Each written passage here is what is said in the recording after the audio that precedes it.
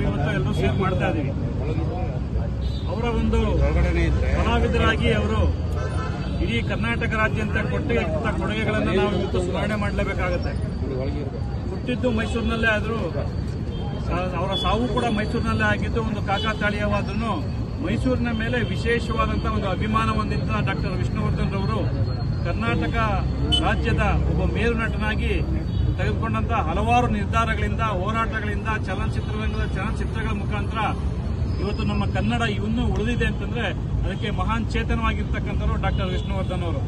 ಹಾಗಾಗಿ ಅವರ ಸ್ಮರಣೆಯನ್ನ ಇವತ್ತು ಮಾಡ್ತಿರ್ತಕ್ಕಂಥದ್ದು ಅತ್ಯಂತ ಶ್ಲಾಘನೀಯವಾದಂಥ ವಿಚಾರ. ಸಂದೀಪ್ ಸ್ನೇಹಿತರು ಮತ್ತೆ ಇವರೆಲ್ಲರೂ ಸಹ ಅಜಯ್ ಅವರು ಮತ್ತೆ ನಮ್ಮ ಶಂಬಳೆ ಶಿವಣ್ಣ ಅವರು, ಯೋಗೇಶ್ ಅವರು ಎಲ್ಲ ಸೇರ್ಕೊಂಡು ಇವತ್ತು ಈ ಕಾರ್ಯಕ್ರಮವನ್ನು ಮಾಡಿದಿರಿ. ಮುಂದಿನ ದಿನಗಳಲ್ಲಿ ಅತ್ಯಂತ ಯಶಸ್ವಿಯಾಗಿ ಮಾಡೋದ್ರ ಮುಖಾಂತರ ಡಾಕ್ಟರ್ ವಿಷ್ಣುವರ್ಧನ್ ಅವರ ಹೆಸರು ಅಜರಾಮರವಾಗಿ ಈ ಒಂದು ಸಮಾಜದಲ್ಲಿ ಉಳಿಬೇಕು ಅಂತಕ್ಕಂಥ ಕೆಲಸಗಳಾಗಲಿ ಅಂತೇಳಿ ನಾನು ಈ ಸಂದರ್ಭದಲ್ಲಿ ಕೇಳ್ಕೊತಾ ಇದ್ದೀನಿ. Nandini, Bharat news TV, Mysuru.